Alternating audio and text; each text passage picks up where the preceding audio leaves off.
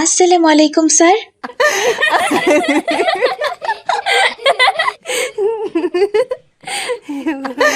এ কি, ক্লাসের সবাই হাসছে কেন?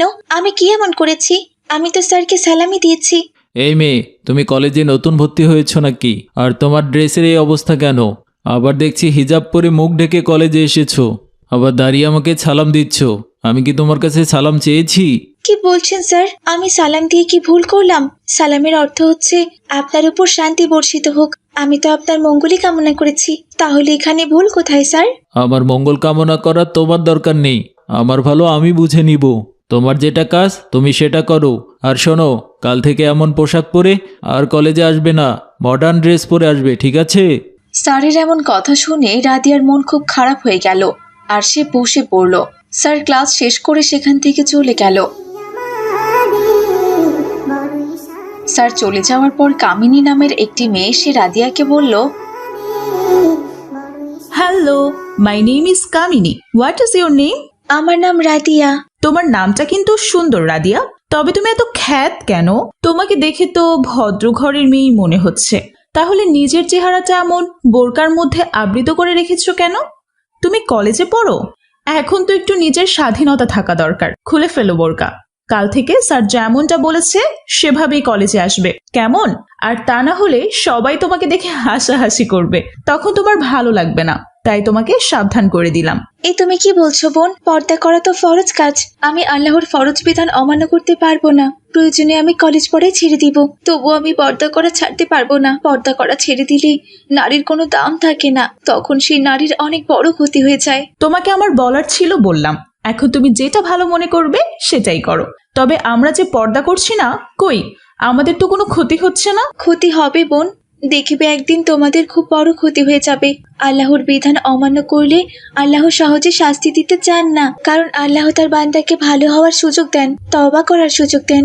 তবে তারপরেও সেই বান্দা তার রাস্তায় না এলে তবে তিনি শাস্তির ব্যবস্থা করেন। তুমি দেখে নিও, কোনোদিন আমার ক্ষতি হবে না, আমি তোমাকে চ্যালেঞ্জ করলাম। এভাবেই সেই দিনের মতো ক্লাস শেষ হয়ে গেল আর রাদিয়া তার বাসায় চলে এলো। বাসায় এসে তার আব্বুকে বলল, আব্বু, আপনি আমাকে কোন কলেজে ভর্তি করিয়ে দিলেন? কলেজের স্যার তো আমাকে বোরখা পরে যেতে মানা করে দিয়েছে। এমন ফেরাউনের মতো স্যারদের কলেজে আমি পড়বো না আব্বু, পড়বো না। স্যার বললেই হবে? এটা মুসলিম দেশ, এদেশে সবার অধিকার আছে নিজের মতো চলাফেরা করার। তোমার বোরকা পরতে ইচ্ছে করে তুমি বোরকাই পরবে, যার মডার্ন ওয়েস্টার্ন ড্রেস পরতে ইচ্ছা করে সে মডার্ন ওয়েস্টার্ন ড্রেসই পরবে। নিজের ইচ্ছা অন্যের উপর চাপিয়ে দিয়ে দিলেই তো হবে না। তোমাকে মডার্ন ড্রেস পরে কলেজে যেতে হবে না মা, তুমি বোরকা পরেই কলেজে যাবে।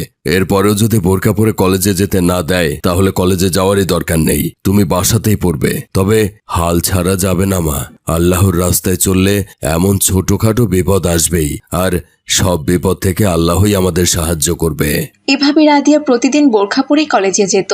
এ নিয়ে কলেজের স্যাররা অনেক কথা বলেছে, কিন্তু রাদিয়া কারো কোনো কথায় পাত্তা দেয়নি। সে তার সিদ্ধান্তে অটল ছিল। একদিন কামিনী আর রাদিয়া হেঁটে হেঁটে বাড়ি যাচ্ছিল। তখন রাস্তা দিয়ে একটা দুষ্টু ছেলে ওদের পেছন পেছন যাচ্ছে আর গান গাচ্ছে।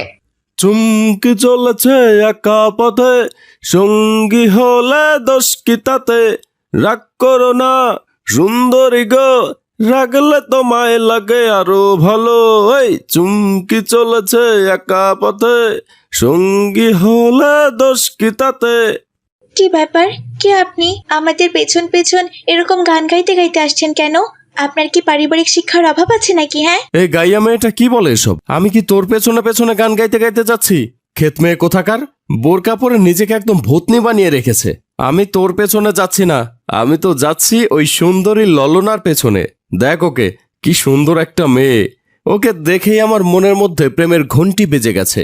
সুন্দরী, এই নাও গোলাপ, আমি তোমাকে ভালোবাসি, আই লাভ ইউ। কি, তোর এত বড় সাহস? তুই আমাকে ফুল দিচ্ছিস? এই কথা বলে কামিনী ফুলটা নিয়ে দূরে ছিটকে ফেলে দিল আর ওই বখাটে ছেলেটার গালে একটা চর বসিয়ে দিল আর সেখান থেকে চলে গেল। ওই মেয়ের এত বড় সাহস আমাকে চর মারে, এর জন্য ওকে চরম মূল্য দিতে হবে। কালকেই আমি আমার এই থাপ্পড়ের প্রতিশোধ নেব। এভাবে সেই দিনটি কেটে গেল। পরদিন কামিনী যখন কলেজে যাওয়ার উদ্দেশ্যে রওনা দেয় তখন সেই বখাটে ছেলেটা একটা অ্যাসিডের বোতল নিয়ে দাঁড়িয়েছিল।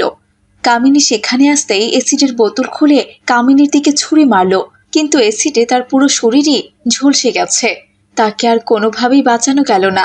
কামিনী ছটফট করতে করতে সেখানেই মারা গেল। কামিনী মারা যাওয়ার পর কল্যাণপুর মহিলা কলেজে সুখের ছায়া নেমে এলো। তখন শিক্ষকরা সবাই বুঝতে পারল যে কামিনীর এই অবস্থা হয়েছে শুধুমাত্র পর্দা না করার জন্য। কামিনী ছাড়া আর যারা যারা সেই কলেজে পর্দা করত না তারা সবাই ইফটিজিং এর শিকার হচ্ছিল, শুধুমাত্র রাদিয়া ছাড়া। এরপর শিক্ষকরা সবাই মিলে সিদ্ধান্ত নিল যে এখন থেকে এই মহিলা কলেজে সবাই বাধ্যতামূলক পর্দা করে আসবে।